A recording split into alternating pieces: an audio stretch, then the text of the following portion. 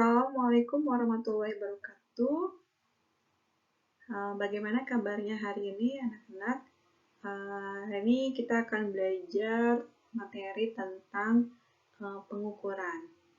Jadi silahkan simak baik-baik ya.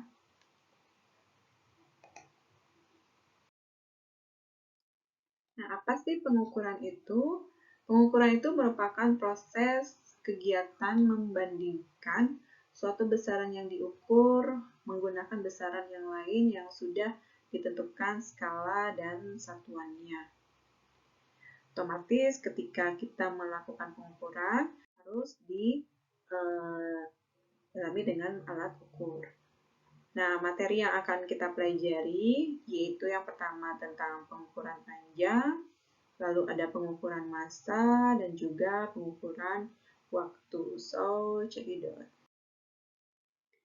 Nah, yang pertama adalah pengukuran panjang. Biasanya alat ukur apa saja yang akan kita gunakan ketika kalian akan mengukur besaran panjang. Nah, salah satu yaitu adalah penggaris ya yang sudah sering kita gunakan. Lalu ada meteran, kemudian ada jangka sorong dan juga mikrometer skru.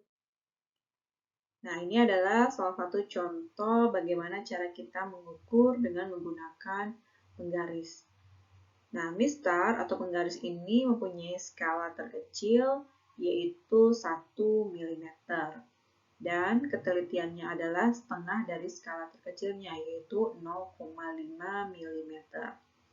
Jadi misalkan ini adalah pensil, kemudian kita ukur dengan besar penggaris, maka kalau misalkan dilihat dari hasil pengukuran ini, adalah hasilnya itu adalah 2,2 cm. Ya, jadi ini adalah bukan besaran tapi angkanya. Nah, karena yang besarannya adalah yang panjang. Ya, panjang ini berfungsi sebagai besaran.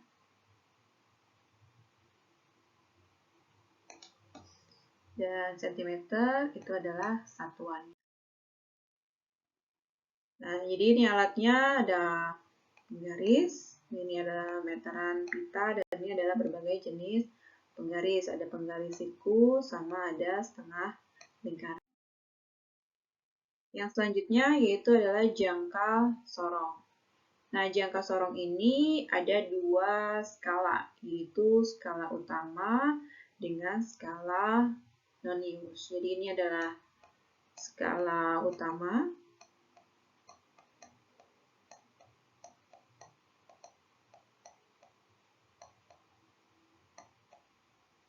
Dan ini adalah skala nonius.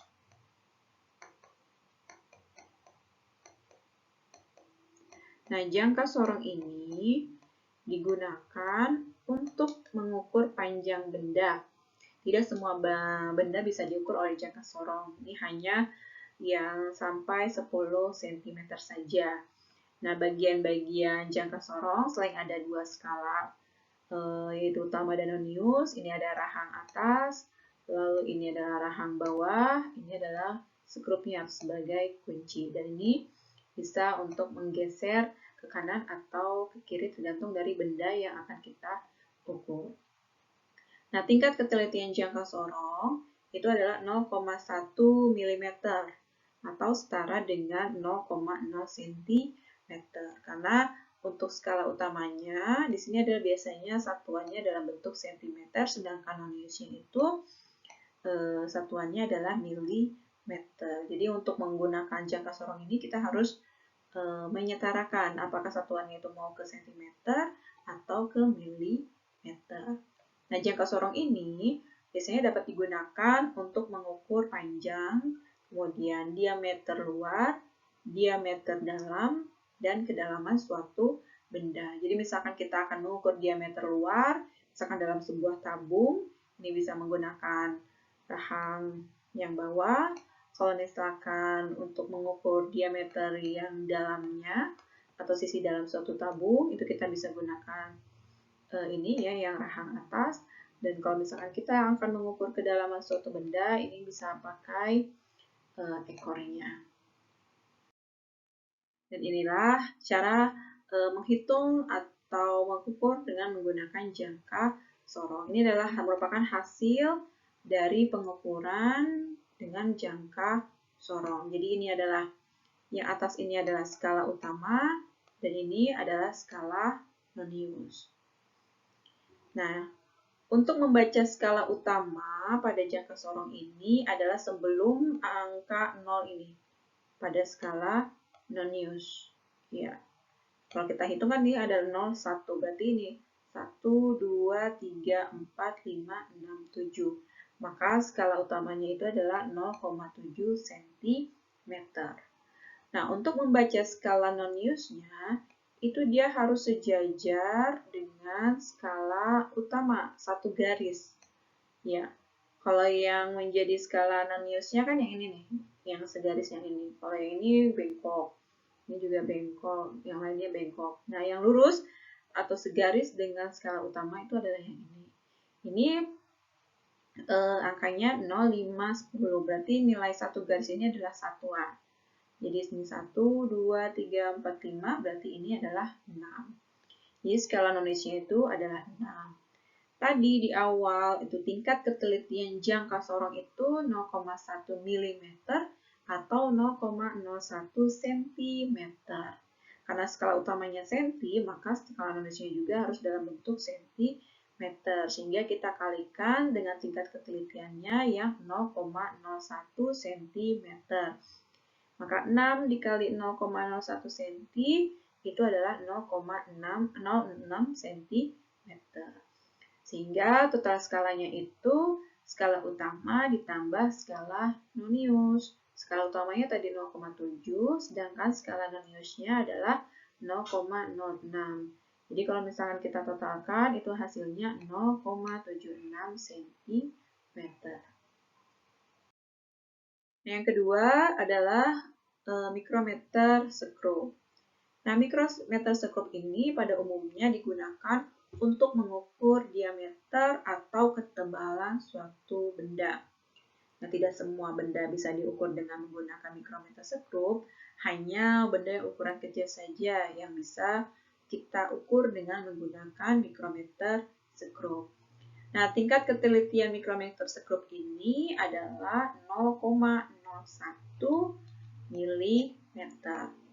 Sama seperti halnya jangka sorong, mikrometer skrup juga punya dua skala, yaitu skala utama dan juga skala Nonius. Nah, mari kita lihat ya di sini adalah ini mikrometer skrup. Bagian-bagiannya adalah ini rahang putar, kemudian ini adalah skala utama, lalu ini ada skala Noniusnya, ini silinder bergerigi. Jadi di antara ketiga atau keempat alat ukur panjang, yaitu penggaris, meteran, jangka sorong, dan mikrometer skrup, mikrometer skrup lah yang mempunyai tingkat ketelitian paling tinggi. Karena tadi tingkat ketelitiannya adalah mencapai 0,01 mm. Nah, ini adalah hasil pengukuran dengan menggunakan mikrometer skrup. Dan ini adalah skala utama. Lalu ini adalah skala Nonius. Nah, untuk membaca skala utama ini sebelum garis yang ini. Nah, ini yang atas itu nilainya satuan, yang bawah yang berada di tengah-tengah angka itu adalah nilainya adalah 0,5. Jadi kalau misalkan jatuhnya di sini, ini yang atas 3, yang bawah setengah, berarti skala utamanya itu adalah 3,5 mm. Nah, untuk skala Noniusnya itu harus sejajar, ya, harus segaris dengan skala utama. Bacanya dari bawah. Nah, kalau ini kan yang lurusnya yang ini nih. Nah, yang ini, jadi di sini 15, 20, ini 25. Berarti yang di garisnya itu berapa? 20, 21, 22, 23, 24.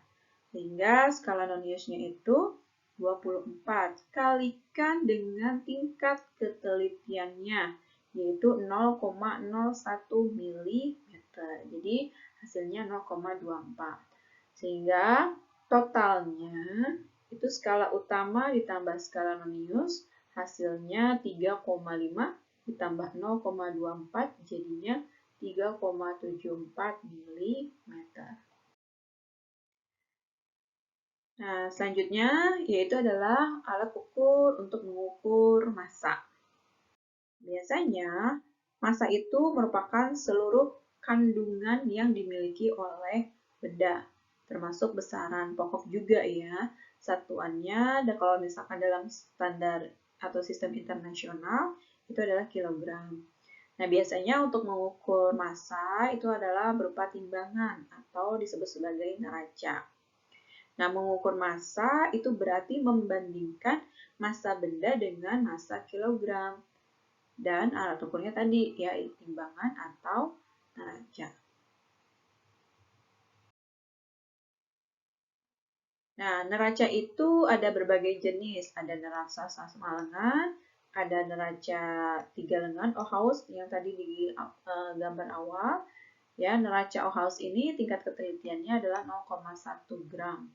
Lalu ada neraca 4 lengan, Ohaus versi 311.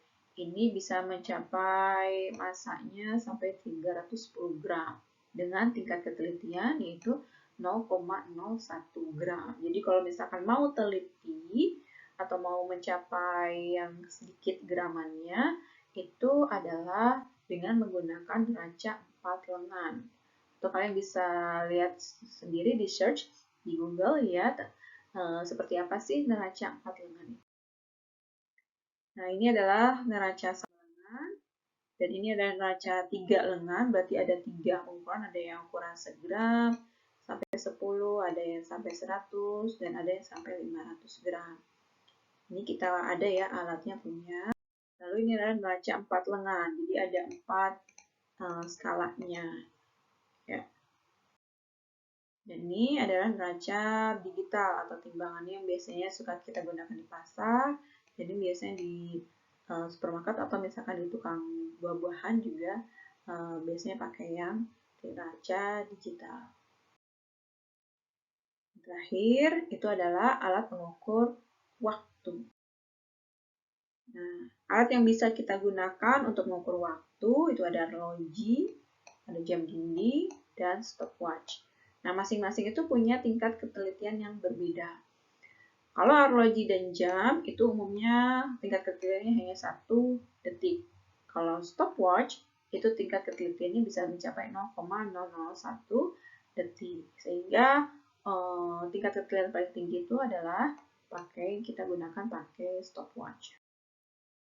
Nah, ini adalah stopwatch ya yang punya tingkat ketelitian mencapai 0,001 detik.